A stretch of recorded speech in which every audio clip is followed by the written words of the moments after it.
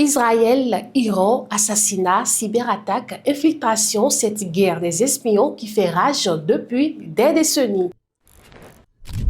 Avant de rentrer dans une guerre ouverte, Israël et l'Iran se sont affrontés pendant des années dans une guerre de l'ombre. Fort de son service de renseignement, l'État hébreu a infiltré les plus hautes sphères du pouvoir iranien et s'est servi de sa collecte de données pour mener des opérations souvent non revendiquées. L'Iran a de son côté surtout eu recours à des groupes armés alliés pour attaquer Israël sans s'impliquer. Un aboutissement d'années de collecte de renseignements. Le service des renseignements extérieurs israélien, le Mossad, a orchestré une attaque d'une ampleur sans précédent en Iran le 13 juin dernier, avec pour objectif affiché de priver le pays de sa capacité à se doter de l'arme nucléaire. Des centaines de cibles militaires et nucléaires ont été visées, plusieurs dirigeants des gardiens de la révolution ont été tués, dont les plus hauts gradés du pays ainsi que des scientifiques du nucléaire. L'Iran a riposté en lançant des missiles sur Israël. Depuis 6 jours maintenant, les ennemis jurés s'échangent des tirs de missiles meurtriers. Selon les médias israéliens, l'opération baptisée Rising Lion, lion dressé,